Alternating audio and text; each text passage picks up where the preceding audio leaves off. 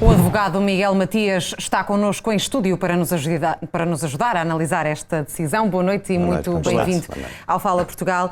Temos a defesa dos arguidos a falar numa pena excessiva, quando a defesa da família de Fábio Guerra fala em penas leves. Pergunto-lhe se considera que são as penas ajustadas ou pelo menos as expectáveis, tendo em conta aquilo que pediu o Ministério Público e aquilo que conhecemos do caso. Boa tarde, antes de mais. Naturalmente que faz parte das posições processuais de cada um entender para um lado ou para o outro, como é óbvio, não é? Estamos a falar de um homicídio qualificado, qualificado pela forma, portanto, e qualificado pelo motivo. Portanto, o motivo completamente fútil ou torpe e a forma, a demonstração clara de que a causa da morte foram as agressões que provocaram os danos cerebrais. Ora bem, neste caso concreto sabemos que a moldura máxima, portanto, permitida em Portugal são 25 anos. Eu não conheço o processo, como imaginam, mas o Tribunal deu como provado tudo isto. Mas a postura dos arguidos no julgamento deverá ter sido determinante para, por um lado, esta variação entre os 17 e os 20 para um e para o outro, e, por um outro lado, para a não aplicação do limite do máximo dos 25 anos.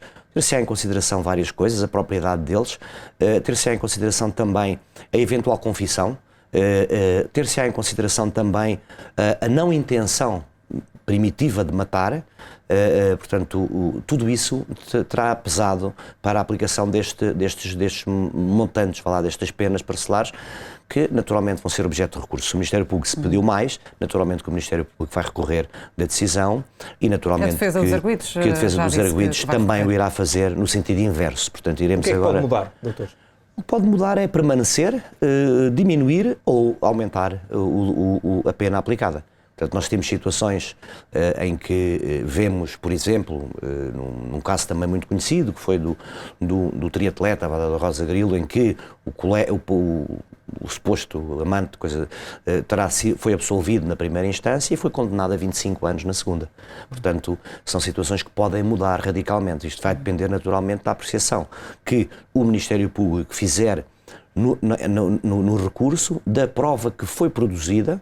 Isto é, não só a prova documental e a prova pericial, portanto, também a prova, portanto, documental, neste caso em vídeo, e depois toda a prova testemunhal que terá servido para suportar a decisão. Será longo? Será um processo longo? Eu penso que dentro de um ano teremos eventualmente uma decisão do Tribunal da Relação, porque agora haverá 30 dias para recorrer, a partir de hoje.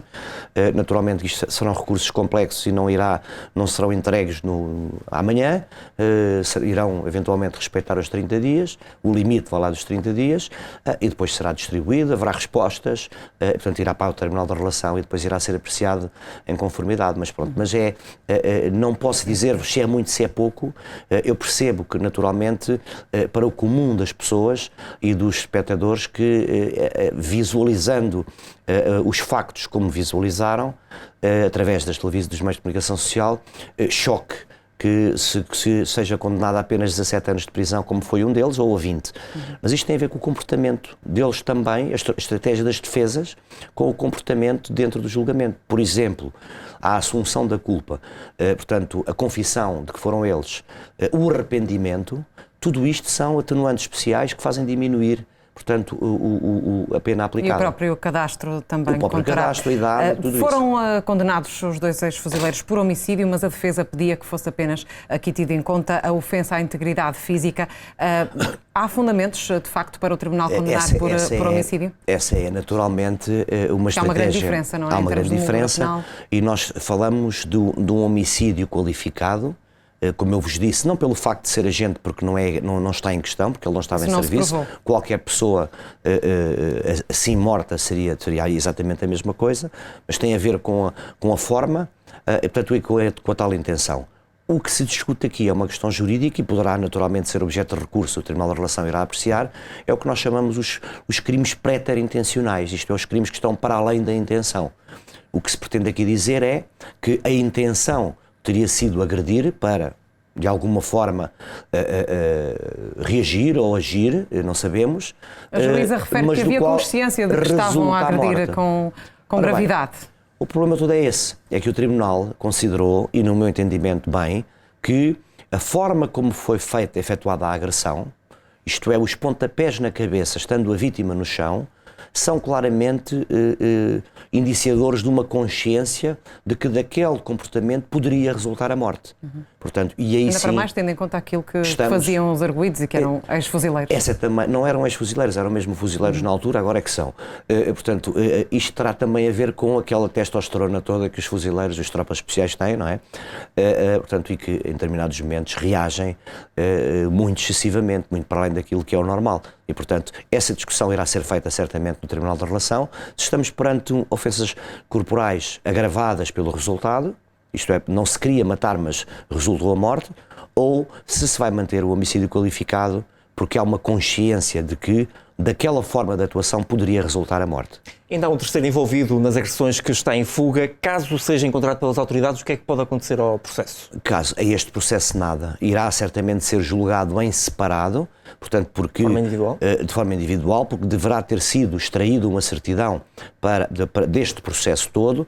Estes dois indivíduos também, por eles próprios e pelas próprias famílias da vítima, o tempo não iriam certamente ficar à espera que se encontre o terceiro elemento. Portanto, será, se for encontrado, será julgado e condenado ou absolvido consoante assim vier a ser demonstrado, mas de forma isolada. Pergunto-lhe para terminar se acha que houve aqui alguma influência na decisão jurídica, também pelo facto deste ter sido um julgamento com júri, se houve alguma influência pelo facto deste ser um caso muito mediático, que esteve na opinião pública, isso pesa na decisão? Não me parece por vários motivos. Em primeiro lugar, pela própria posição que o júri tem nas decisões em Portugal, que não estamos a falar daquilo que nós vemos nos filmes americanos, que é o júri que decide, não é assim aqui, mas também porque estamos a falar de 3 juízes, portanto, que são pessoas habituadíssimas a julgar e a seriar claramente aquilo que é a influência da espuma das coisas trazida pela comunicação social, da verdade dos factos que urge apurar. Portanto, não me parece de forma nenhuma, nós temos dezenas de casos mediáticos e não é por isso que as pessoas são condenadas a mais ou a menos, de forma nenhuma. Muito bem. Doutor, muito obrigado. Obrigado. E até uma próxima oportunidade. Obrigado. Bom fim de semana. Boa noite.